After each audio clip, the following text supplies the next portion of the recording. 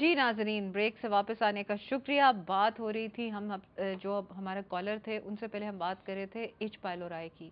तो वो डॉक्टर साहब हमें बता रहे थे कि उसके डायग्नोस्टिक्स में क्या आता है। जी। सो एच पाइलोरी की तशखीस के लिए आप मुख्तलिफ तरीके इस्तेमाल कर सकते हैं। एक तो एच पाइलोरी की एंटीबॉडीज़ ब्लड में चेक कर सकते हैं कि उसकी एंटीबॉडीज़ ब्लड में है। इसके अलावा स्टूल में एच पाइलोरी की एंटीजन टेस्ट की जा सकती हैं। एक टेस्ट है, उसको कहते हैं यूरिया ब्रेथ टेस्ट, जिसमें एक दवाई पिलाई जाती है। उसके बाद मरीज़ जो है वो सांस लेता है, उस सांस को जो है वो एनालाइज किया जाता है।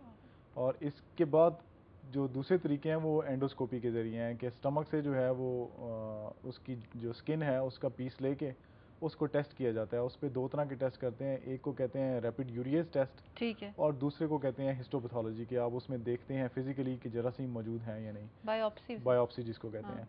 सो बायोप्सी और हिस्टोपैथोलॉजी और इसके अलावा रैपिड यूरियस टेस्टिंग, सो ये एंडोस्कोप के ज़रिए किए जाते हैं। बाकी दूसरे टेस्ट जो हैं उनको हम कहते हैं कि वो नॉन इन्वेसिव टेस्ट हैं, क्योंकि उसमें हम एंडोस्कोपी इस्तेमाल नहीं करते। सही। उसमें उसमें सही। सबसे इंपॉर्टेंट टेस्ट जो है वो यूरिया ब्रेथ टेस्ट है, और उसके बाद जो स्टूल एंटीजन है हेलिकोबैक्टर की, वो एक इम्पॉर्टेंट टेस्ट है। सही। डॉक्टर साहब हमारे साथ एक कॉलर है। जी हेलो, अस्सलाम वालेकुम। वालेकुम अस्सलाम। जी, कौन बात कर रही हैं? डॉक्टर जैनब शाहीन बात कर रही हूँ। जी जैनब शाहीन, क्या हाल है आपके? अल्हम्दुलिल्लाह। अच्छा डॉक्टर साहब, मेरा मसला ये है कि थोड़ा पिछले दिनों ऊंचा बोलें प्लीज। मुझे पिछले दिनों बहुत टेम्परेचर था, गला खराब था। अच्छा। तो डॉक्टर साहब ने मुझे ना एंटीबायोटिक दी है, उससे मेरे मैदे में तेजाबियत बड़ी हुई हुई है। अच्छा, कौन सी एंटीबायोटिक दी थी? एंटीबायोटिक जाइनासफ।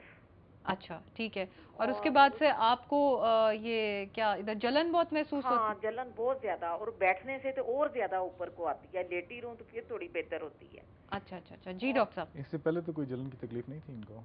इससे पहले तो कोई तकलीफ नहीं, नहीं थी ना? पहले भी मुझे हो जाती है, एंटीबायोटिक या पेन किलर लूं तो हो जाती है, या खाली पेट रहूं तो। सही सही। सही। लेकिन आजकल फिर वो ली तो उससे बहुत मुझे तकलीफ हुई है, तो कोई मुझे भी इलाज बताइए। सही। आप कोई ले रही हैं कोई एंटासिड? एंटासिड मैंने डाइजेक्स एमपी लिया आज, लेकिन उससे कोई खास फर्क नहीं पड़ा। अच्छा ठीक है। जी डॉक्टर एंटीबायोटिक्स की वजह से और पेन किलर की वजह से जो डाइजेस्टिव सिस्टम है वो ख़राब हो सकता है। आम तौर पे ये टेम्परेरी होता है, जब तक आप दवाइयाँ इस्तेमाल करते हैं उस वक्त तक तकलीफ़ रहती है, उसके बाद ये बेहतर हो जाती है। लेकिन कुछ लोगों में एंटीबायोटिक्स के साथ ये प्रॉब्लम जो है वो ज़्यादा देर परसिस्ट कर सकती है। इसके लिए बेहतर ये है कि जो डाइजेक्स एमपी है उसके बजाय ये कोई प्रोटॉन पंप इनहिबिटर यूज़ कर लें कुछ अर्से के लिए, जैसे ओमेप्राजोल है या एसोमेप्राजोल है।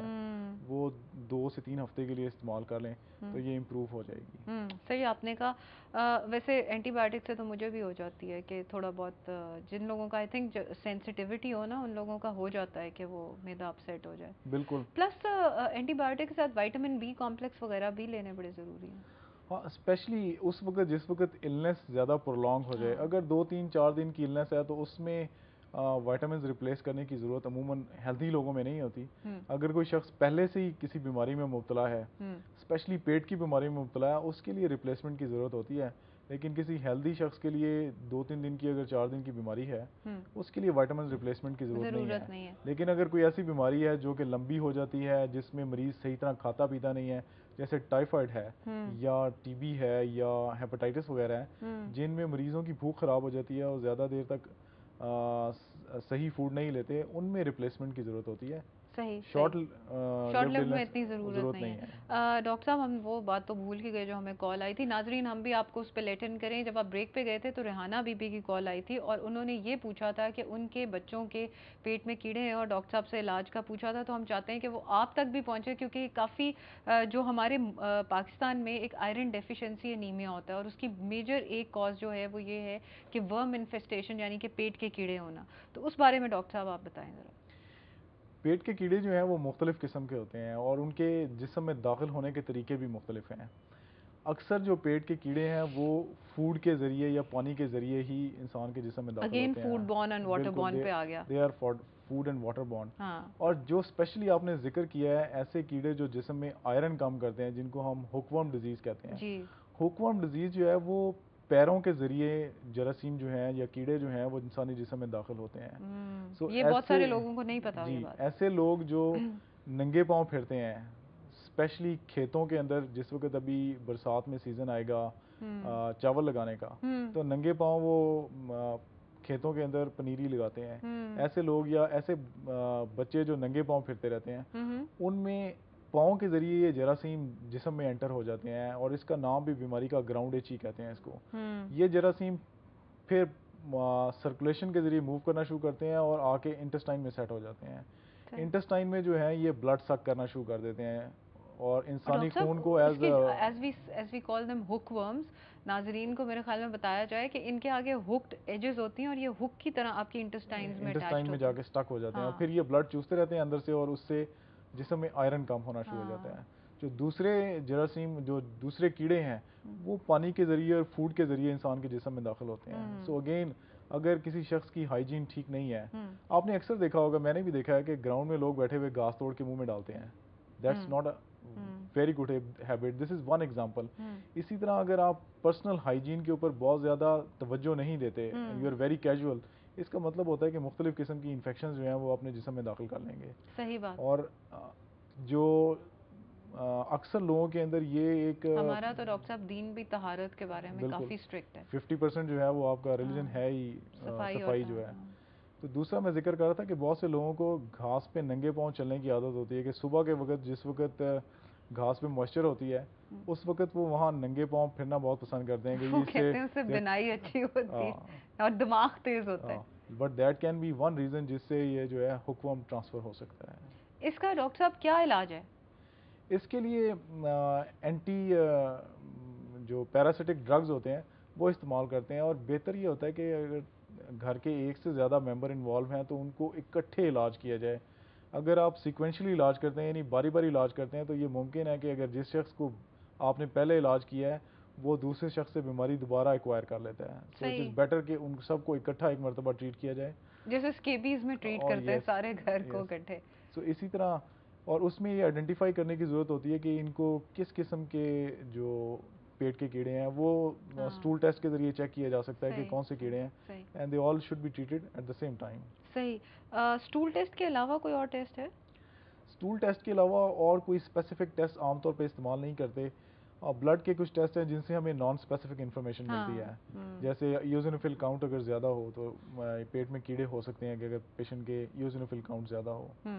तो डायरेक्ट टेस्ट ये होता है कि स्टूल में इनको एग्जामिन किया जाए कि कौन से कीड़ों के ओवासिस्ट वहाँ पास हो रहे हैं स्टूल के अंदर। आसिफ का सवाल है आपसे कि उनको लिवर डिजीज़ है और किसी ने कहा है कि रॉ का रस बहुत यूज़ करें, डज दैट हैव एनी वो वैलिडिटी? नहीं, मेरा ख्याल है कि ये सिर्फ एक मिथ है, हिस्टोरिकल मिथ ही है, इसमें कोई ज़्यादा वज़न नहीं है, बल्कि मेरे ख्याल में कि ये इंतहाई ख़तरनाक प्रैक्टिस है। अच्छा। क्योंकि जो गन्ने का रस है उसमें 3-4 चीज़ें ऑब्जेक्शनेबल हैं। एक तो गन्ना सही तरह साफ़ नहीं हुआ था जब उसको क्रश करते हैं, ठीक है। उसके बाद उसके बर्तन जो हैं, गिलास और दूसरी चीज़ें, वो जैसे हमने पहले जिक्र किया था कि रनिंग वाटर नहीं होता, उसी बाल्टी में साफ करते बिल्कुल सही। आजकल तो डिस्पोजेबल कप्स देते हैं। और तीसरा जो है, जो गन्ने का रस निकालने वाला पर्सन खुद है, क्या उसको बीमारी की समझ है कि बीमारी कैसे ट्रांसफ़र होती है? सही, वेरी। जब तक उसको समझ नहीं है ये बीमारी नहीं रोकी जा सकती ट्रांसफ़र होने से। सो आई डोंट थिंक कि गन्ने का रस लिवर डिजीज़ के लिए कोई बहुत अच्छा चॉइस है। बल्कि उल्टा उसके लिए yes, it can be counter productive. सही। ठीक है। अच्छा, और आप कोई हमारा मैसेज देना चाहें हमारे नाजरीन को गैस्ट्रोएंटरोलॉजी के लिहाज से फॉर दिस सीज़न? इस सीज़न में प्रॉब्लम यह है कि गर्मी आ रही है, पानी की रिक्वायरमेंट बहुत ज़्यादा होती है, और अगर पानी कम इस्तेमाल किया जाए तो हीट स्ट्रोक या हीट एग्जॉस्शन जैसी कॉम्प्लिकेशंस पैदा हो जाती हैं, जो कि इन इटसेल्फ बहुत ख़तरनाक होती हैं। इसलिए आई वुड रिकमेंड कि पानी ज़्यादा इस्तेमाल करें, लेकिन पानी ज़्यादा इस्तेमाल करने के लिए आपको पानी के सोर्स के बारे में बहुत श्योर होना चाहिए। ये ज़रूरी नहीं है कि आप बॉटल्ड वाटर ही इस्तेमाल करें।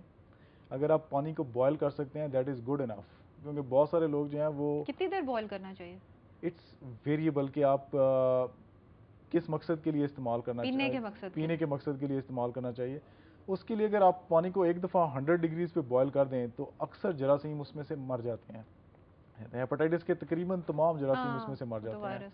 कुछ स्पोर्स जो हैं वो सिर्फ सर्वाइव करते हैं, लेकिन एक्टिव जितने भी जर्म्स हैं वो एक दफ़ा बॉयल करने से ख़त्म हो जाते हैं। तो इसलिए बेहतर है कि बॉइल्ड पानी पिया जाए। ठीक है, thank you so much doctor साहब फॉर कमिंग ओवर।